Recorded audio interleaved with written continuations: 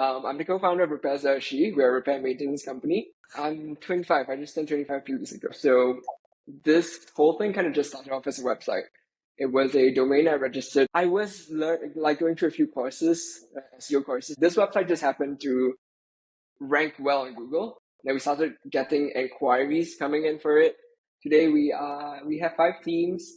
We're doing over $1.5 million a year in revenue, and yeah, things have been going great.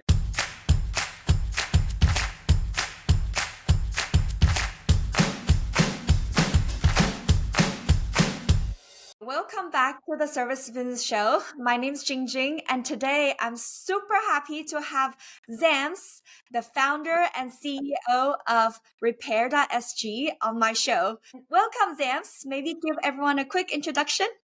Yeah, hi. Thank you so much for having me on the show. I'm the co-founder of Repairs.SG. We're a repair maintenance company. We started off a little bit different. Today we have 5 teams. We're doing over $1.5 million a year in revenue, and yeah, things have been going great. Wow, that's crazy. And Zames, I know this, but maybe just share with everyone, how old are you? I'm 25. I just turned 25 a few weeks ago. Yeah, 25 years old at 1.5. Could be better. So, Yeah. but I think at one point we were talking about, they're friends in your age, right? After uni, now they work for TikTok, Facebook, while you're Yeah. running this business that's not the most glamorous one. So, how do you feel about comparing with your friends, right? What do you still kind of have the similar kind of conversation with them, or you don't really hang out with them anymore?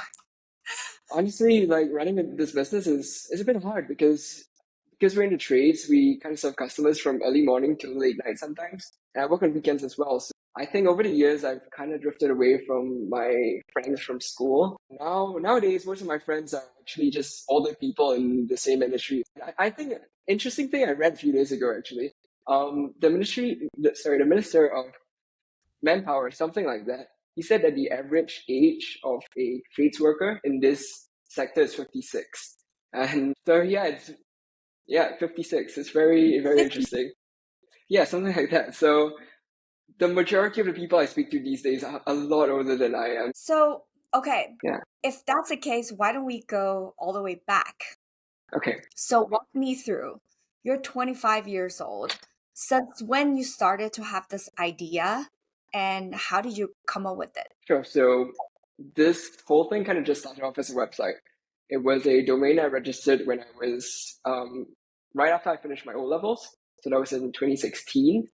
And then it was the waiting period between my O-levels and the start of Polytechnic. I just registered a few domains. I don't know, threw up some content. And this website just happened to rank well on Google. Then we started getting inquiries coming in for it. And at the start, I was very into technology, like tech and stuff, following the likes of, I think, Helper, Helpling, as you would know, and Cowteam, Service Hero. I was like, maybe I could build a platform around the repair niche. So we tried that for a little bit.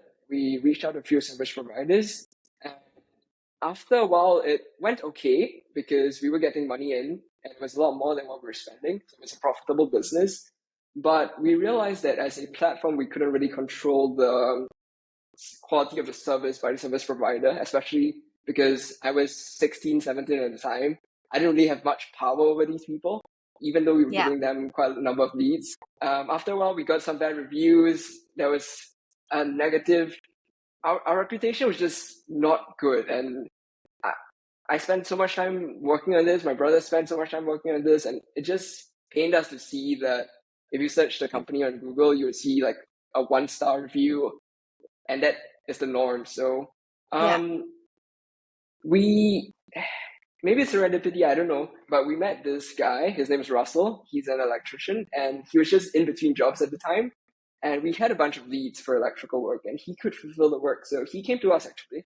We met him at one of the job sites, and he was like, look, you have the leads, and I have the expertise. Why don't we just try something? Yeah, the rest is history, I guess. Okay. Wow, that's a very fast kind of summary of what happened in now 3-4 years, right? Yeah, it was 2 years actually. 2 years, okay. 2 years, yeah. But 2 years while you were still in school, O Yes, level is equivalent of high school in I believe so. the Yeah. rest of the world, right? Okay, cool. Okay, so while you're still in school full time, and then you just Mhm. bought a domain, and then somehow this one ranked, which makes sense, repair.SG. Right? And so did you do any work on SEO at all, or it just kind of sort of rank itself? I was like going through a few courses, SEO courses, so that's why I bought the domains. That's why I was trying things out because I just wanted Right. to instead of just learn, just try. Yeah, Okay, so you were taking courses from YouTube, from like yeah, just technical. YouTube courses and random free courses online. So okay, so you bought a domain, took free courses from YouTube, and you start getting ranking, and the customers start coming in. Correct. Yeah. Okay, great. And then after this, obviously you need to find someone to fulfill the job. Therefore, the platform idea came. So where did you go to find these service providers? Newspaper. So there is a classified section on the trade site. It used to be a lot more popular than it is today. Yeah. So we just started calling them up one by one, and a few of them said yes, and then yeah, that's how we Okay. started. So you okay. I think a lot of people who have ran like who have worked in blue collar industry, on the biggest is no show. Yes. So out of all the people who have advertised on newspapers, when you call, like how do you select who's the right person for the job? Honestly, at the very beginning, we were just okay taking anybody. I guess that contributed a little bit to the bad reputation that we had because honestly, we were getting. I registered a phone number, like a prepaid card, and then just put a number on the website just because I wanted to see how many of the few thousand visitors we had a month were actually converting to calls. And our phone was literally blowing up. It was like 30, 40, 50 calls a day. So at that point, we were just happy to have anyone fulfill the needs. Right. So you basically bootstrapped the whole thing out of hobby. Yeah. And then so you suddenly got 30, 40 calls a day. Who picked up the call? Mhm. You or your brother? I did not pick up the call. Like I was very, very introverted and shy at that age. So we just had the phone ringing the entire day as a reminder to ourselves that we had to do something about it, but we never picked up the call. But then how do you Yeah, kind of get the leads in if you have to call? eventually. Okay, so Eventually. eventually, yeah. So we didn't. So usually when people don't answer the call, they would follow up with a text. And then when you follow up with a text, we would just tell them, look, I don't have anyone right now. So here's a list of people you might want to call. So actually, here's an interesting thing. One of the service providers we got at the early days, we just started redirecting the phone calls to them for a few weeks. And then we reached out to them after a few weeks and said, hey, if you notice an uptick in your calls over the last few weeks, that's because I forwarded all of my calls to you. Would you like to work something out? Okay, amazing. Yeah. And how does the business model works back then? Do you charge a commission on per job done, or you just charge a introduction fee? So we had two different models that we tried out. Number one is just a fixed flat rate of a few $1,000s a month. And then I would just tell them this entire service category, you can have it all. So every single call that comes in this category, I'll forward it to you. So that's the way we did it. And then the second way was basically on a commission basis, similar to Helpling, I assume, or like SendHelper, which takes 20%. We took a 20% cut as well and kind of just hoped that they would report the numbers accurately. Right. Yeah. Okay, and which one work out better? The fixed one worked out better because with the commission, we would have to, I guess, keep track of all the data and all that. Yeah. Okay, let me put it this way. With the commission structure, we made more. However, it came with a lot of overhead. There's a lot of administrative stuff. There's a lot of making sure all the numbers are right. But with the fixed rate, we made less, but it was a fixed amount that we got in our bank account every single month. So that was nice. And you mentioned that was 15K a month. No, so yeah, we got it up to almost 15K a month all in. My goodness. In the startup world, like people talk about annual recurring revenue, monthly recurring revenue, they're like what, 18? And then just suddenly bought this website and then start playing around with the SEO and got leads and then have a 15K MRR. That's like, yeah, almost like that's 6 digits Yeah. AR. And Yeah, it's really good. Uh-huh. And so at what you mentioned that at one point you guys are getting a lot of bad reviews, but I'm sure at that point of time you also have a certain scale. right? You'll probably have a lot of jobs. So how do you guys like tracking any of those metrics? Out of 10 jobs comes in, how many gets matched? And then out of all the matched jobs, how many gets executed? Out of all the executed jobs, how many are happy customers, et cetera, et cetera? Honestly, no. As a kid back then, I didn't really think about all these things. I was like, oh, cool, we're making this much money. That's nice. Okay. So Yeah. so when a bad review happen, bad review, get posted on Google reviews, what do you normally do? Okay, so it really depends. So every single time a bad review would come in, I would call up the service provider and say, look, I really don't want this whole thing associated with this brand I built. So like, it would really be great if you could just help me speak to the customer and make sure the customer's taken care of, and so that they would maybe remove the review or at least edit it so that it's not that bad, because some of the reviews were really, really awful. I couldn't even begin to describe how awful they were. They were like literal essays about like just how awful the entire thing was. And even though I wasn't the service provider providing the service and I wasn't advertising myself as the service provider, it still got to me because it was ultimately my brand that connected the customers to these service providers. Yeah. Yeah, Yeah. definitely. So do you normally manage to ask these service providers to go back and fix it?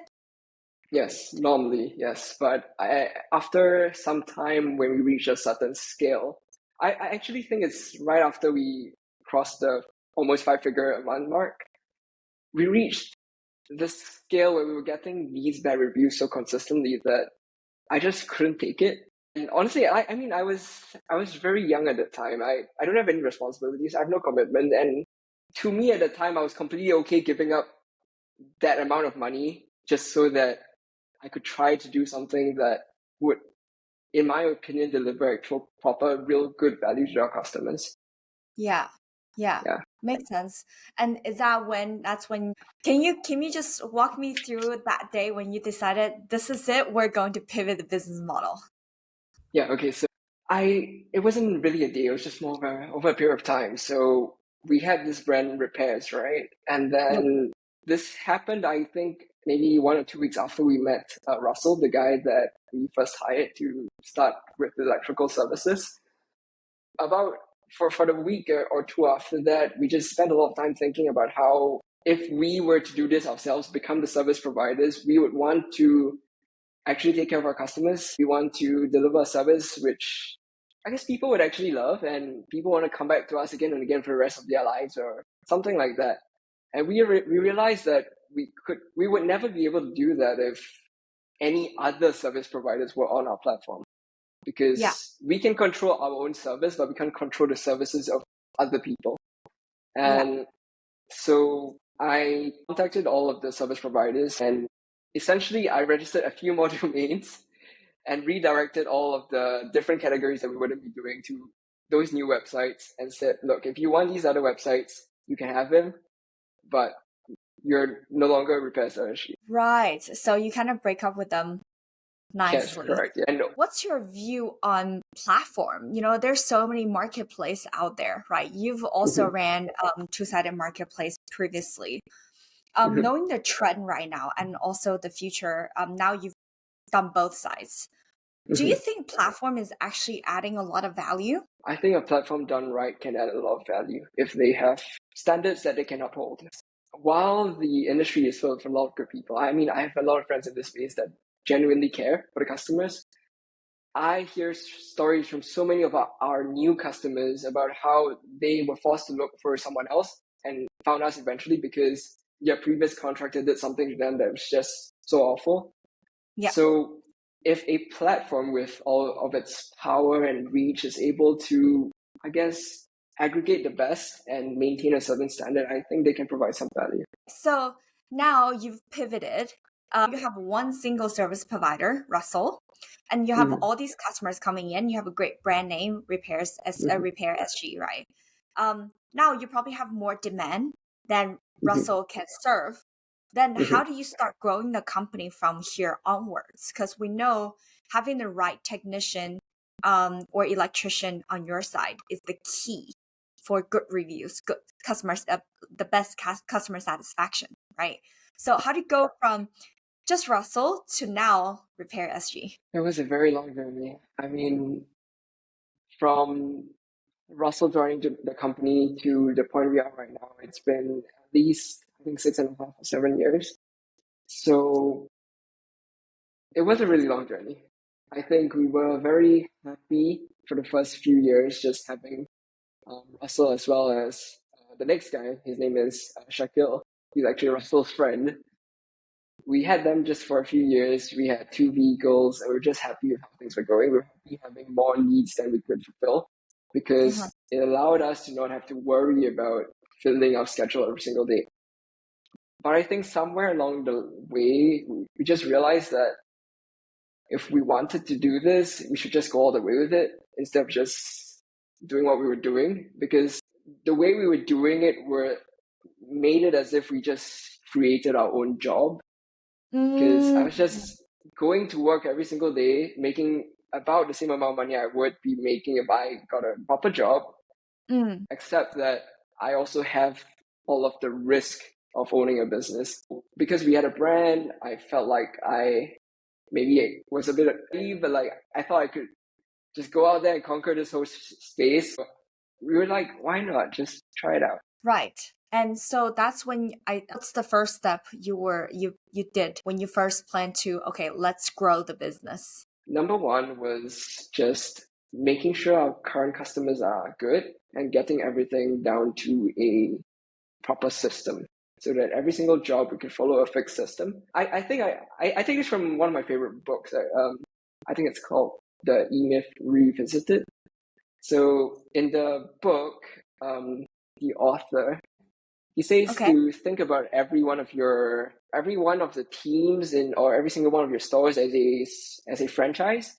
So the way I thought about it was that Russell's team and that van is a singular franchise, and I wanted to be able to duplicate this franchise over many, many teams without having to individually control what they do on a day-to-day basis, so that they could just follow a fixed system, rules, and things that we set up in place. So I guess the first step was documenting everything and then systemizing it all. Wow. Yeah. This is what people called real life university. Yeah, it took me, I think a couple months at helping to realize, oh my God, we need to document everything. Everything. Initially, we were just firefighting, right? There's just so many things happening. 100%. So many bad reviews. When a customer calls, says, I don't pick up your call. When you check, they actually call, nobody pick up. You have all these people available. So who's not picking up? While you're trying to figure out what happened, a second phone call comes in, right? Yes, absolutely. Exactly. But so can you remind me, what's the name of the book again? The E-Myth Revisited. Okay, cool. I will ask you for the name of the book and put it in the links. Okay, so you set up the process first. Then, so it sounds like number one, you take care of your existing customers. Number two, you set up process for you to scale, right? Before you even scale, you set a process in place. So what's the next step? Next step is scaling. I guess just once we were at a point where we were confident that the processes we had in place would be followable by a new team, we just hired a new team and just tried it out. And then that's just what we've been doing over the years, while also optimizing our processes and systems. Yeah, but Zames, you said it quite easily. Number one, back then when you were doing it, you were probably at 20. Yeah, right? I was probably around it. Number two, you're trying to hire people in the street. On average, they're 53 years old? Something like that, yeah. Yeah, and you're trying to convince a 53 years old, hey, join me to be my work, Yeah. Where did you go to find these people? How did you convince them? Okay, so we're a bit different from most other companies in the sense that generally most companies in the space started off when a technician working for another boss decided that they could be a better boss than their boss.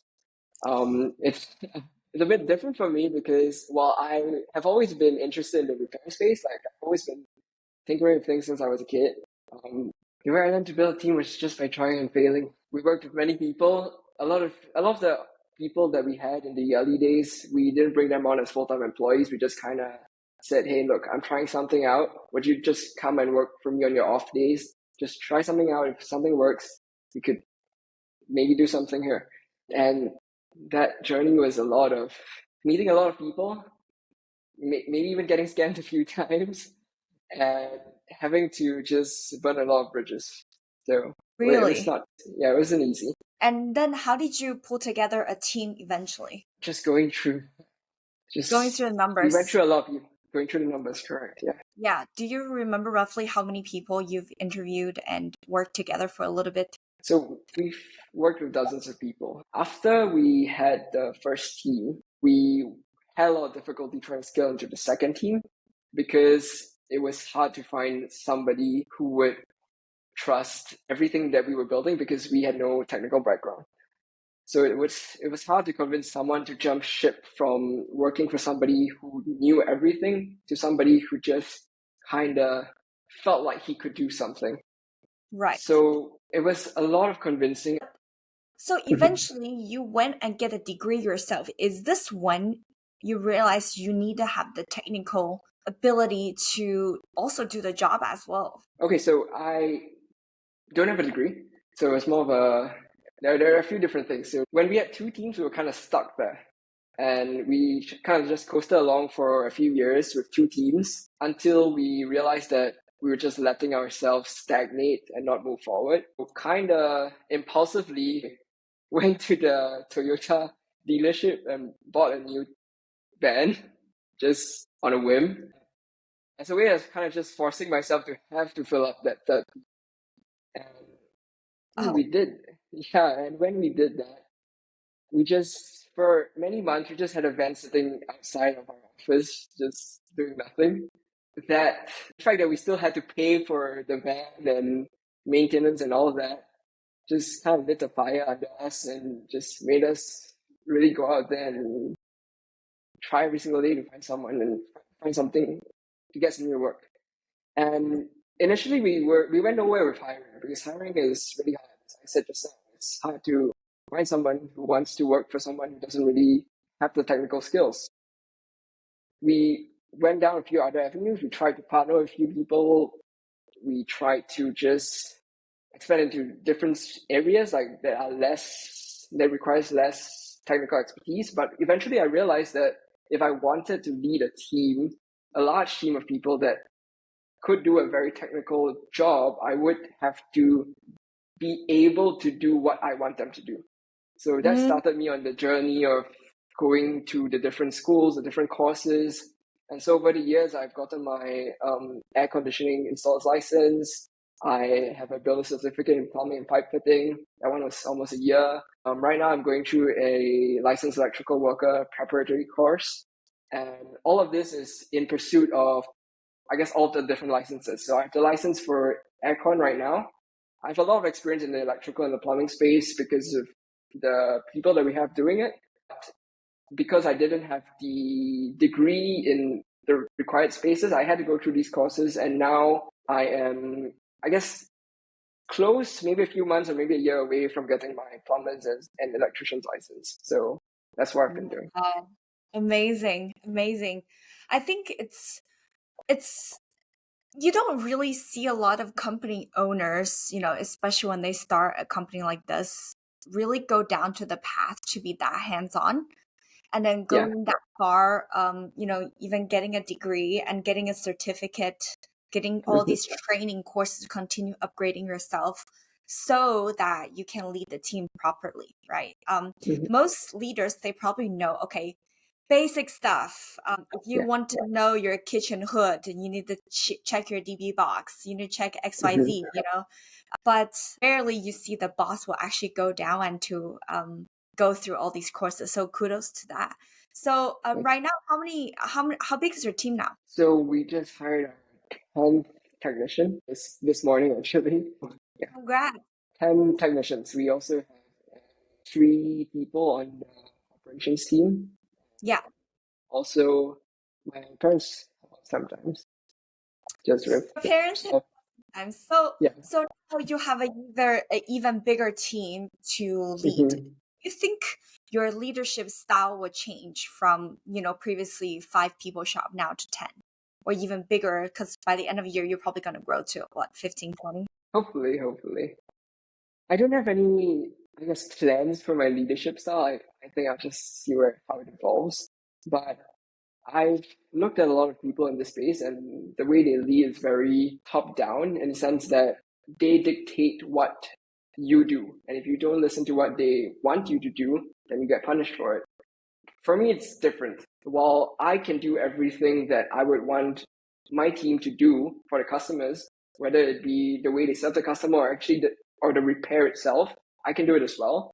But I'm also completely aware that all of these people that are in my company have a lot more experience than I have. So I see myself as more of the person dictating the kind of experience we want to deliver, and then just trusting them and their skills and abilities to fulfill it in a way that is good for everybody. Someone who's like at your age, right? You're basically looking after the quality of all the service that's been delivered. While you trust them, you give them enough room for them to perform, not over micromanaging them. Which is great. But at the same time, we all know, in electrician, plumbing, there's so many things that you have to go and you have to diagnose, what's the problem, and then fix it on the spot, right? So it's a skilled kind of job. It's not like, let's say, cleaning, for example. We know if a toilet is not clean, like based on people's standard, right? Yeah. The clean toilet versus not clean toilet is quite clear, unless you're like clean freak, right? So how do you train people with such a wide range of requirement and making sure they can still deliver to the standard that you wanted? So we have 3 people in this company, 3 out of 10 people that we would consider the senior technicians. And we kind of teach the rest of the people through, osmosis, in the sense that I trust these 3 people, their skills, their abilities, as well as the way they do things to be able to, and I trust that they would meet the kind of standards that I would want to deliver to our customers. So these 3 people, they would rotate around, and because we have teams of 2 for every single van, they would rotate around these 3 people and then learn through osmosis. I see. Got it. Were there a time, as you're growing the team or as you're growing the company, that you feel like giving up? Yeah, 100%. A lot of the time. A lot of the times, especially, recently, no, like in the last one year, no. But before that, when we were stuck with 2, 3 teams, yeah, for sure, 100%. Felt like giving up many times. And then, so in what kind of situation where you feel like, okay, that's it, the most? Well, I think, so there was a period of time about 3 years ago where we were at 3 teams. Everything was going well, generally, but because we were completely dependent on new leads coming in from our SEO efforts that we've built over the years, there was a bit of a dip in demand. I guess there was an algorithm change, and all of our rankings just dropped overnight, and just one day we just stopped having calls for almost 3 months, I think. Okay, not 0 calls, but a significant dips, so significant that we couldn't fill up all of our teams every single day. And because our office back then had a open floor plan, in the sense that every single desk could see each other, I just spent every single day for a few months just staring at the people that I've hired, and it was really, really hard because ultimately I'm responsible for their livelihoods and making sure they get paid, making sure they can take care of their family.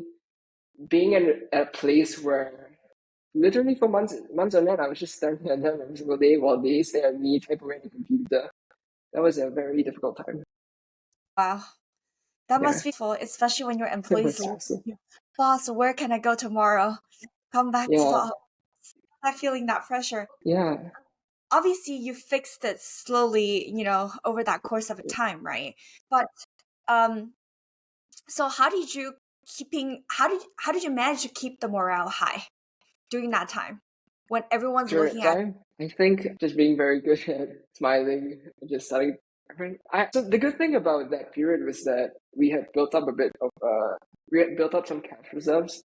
So I could confidently tell them that even if we were going to be in this drought for a few months, it was all going to be fine. And everyone that had joined the company at the time looked up to me as the person who, honestly, they give me this little nickname that it just, between each other, they call me AI because they just saw me as a person that could do anything. They don't call me that anymore. It was a long time ago. But they just trusted me, I guess. Yeah. So, God, I don't know how I'm going with this, honestly. Trust that people have in you. Therefore, Right. you were able to pull through that period. So looking forward, right? Obviously you've seen a lot of new technologies coming up. You're a very tech-driven person. Even your landing page, you use ChatGPT's API yourself. It's very great, right? So how do you think the technology can help or not help your business in the future? So we work fixed hours. Like, although we work on weekends as well, we work from 9 a.m. to 6 p.m. Yeah. My brother and I, we try to respond to messages after 6 p.m., but sometimes it's just hard because we have family, we have friends, we have things like that. What what pains me to see is when I come in the morning, I open up the WhatsApp web and I see that there were 10 customers that we could have gotten that we didn't get because we didn't get back to them the evening prior. I think AI could really help with that in the sense that when we don't have someone available, we could have AI take over and answer probably like 95% of the questions that we would answer on our behalf so that we don't lose all these customers. Right. That makes sense. And what do you think the technology cannot help you with? I think what the technology can help me with is I think there's still a long time between where we are right now with AI for it to get to a point where it would be able to help accurately diagnose a lot of the problems that our customers are facing. Because when it comes to the simplest services, of course, if a light is broken, the light is broken. Yeah. But if there is a very nuanced problem, well, I have this little thing and this little part making this little noise.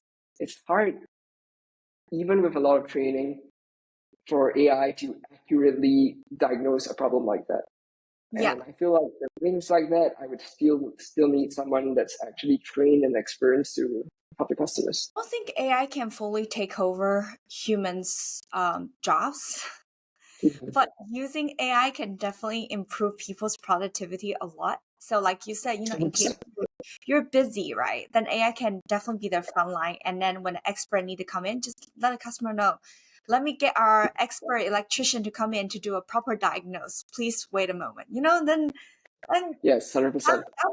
that will make the whole customer journey a lot easier. And then your Yeah, expert electrician doesn't have to answer very low level question. Hey, can you come to Yixun tomorrow? 100%. Like that one, AI 100% can handle. Yeah, exactly. Yeah.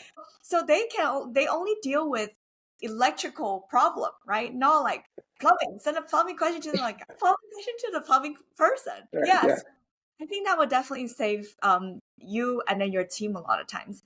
And lastly, Mhm. right, since you are very young and then you are taking a very, very different route comparing with most Mhm. people in your generation, is there any learnings, takeaways that you want to share with people in your generation? Or even the generation that's even younger, Gen Z, I guess? I think that I don't think everybody is born to start a business. I don't think everybody wants to start a business. But I feel like people who want to start a business, people who crave that, I guess, crave entrepreneurship, they should try it when they're young, when they don't have the responsibilities. Because I feel like if I had started the age I am right now, where I would probably have a full-time job, it would be a lot harder than when I was just being at home for a few months, waiting for school to start. And I had no responsibilities. I had no bills to pay. I had nobody to pay. I had no rent. I had nothing like that. So I could just try to start something. And even if it fails, then so be it. I could get that itch out of my system. So if you have that entrepreneurial itch, just go for it when you're young. Just do it, right? Yeah, just do it, 100%. It's easier to said than done now, I'm telling you. Yes, it is, it is. Yeah, a lot of people ask me, so can you share with me how do you started your company, or what's the thinking that you go around with your head? I'm like, just do it. But yeah, I want to do it too. But there are people who wanted to do it for many, many years. A lot of people, they need that kick, right? Not a lot of people are like, you just bought a whole bunch of domain and play with SEO and somehow you started leads, Not a lot of people are like that. Trust me. Yeah. But I think what you did, it's very hackery way of starting a business, and it's the right way. And I think when you are supposed to do something, right, things will fall into places for you, and you just need to follow that path. And I see that's exactly what you did. Instead of going through the traditional route, finishing school, finishing uni, making your parents proud, probably being a lawyer and doctor, instead you drop out, right? Did not finish the full traditional route. And then you side job and then start making money. It's like, whoa, let's build a business. It's great. Yeah. It's great. I really respect a lot of young people, especially like you, especially in Singapore, because I've seen a lot of young generation. They are really protected in a very protected environment growing up. So in the workspace, the emotional resilience is not there. The most interesting interview question, I asked is, what's the toughest thing you've gone through? And this one boy, he told me, what's that? Camping at Pulau Ubin, the small island. When they're in the army, he had to camp in the evening. It was really hot, and he couldn't sleep because there's a lot of mosquitoes. I was like, at the same time, there are people like you, even if you grew up in a very comfortable country, but still you are able to do things that you're passionate about and build a business out of it. So I highly encourage a lot more people in this generation to do more things like this. I think white collar job is not, I wouldn't call what you do is blue collar job, but at the same time, sitting in the office, doing office job, I don't think it's going to add a lot more value to people's lives. As they stay in the job for a very long time, and then the passion will die down, right? That's when people start thinking, okay, what am I supposed to do? And that might be a right time to jump out and start running things like this. 100%. Yeah. Well, thank you so much for your time. I really appreciate this chat. And then, man, I think your journey was just fantastic. It's a great surrendering experiment kind of journey. You just go for it when you're 16. So thank you so much. I hope everybody wakes up happy tomorrow. That's great. I love it. This is Zames from Repairs.SG. Thank you so much, Zames. Thank you so much for being with me. Thank you. Thank you.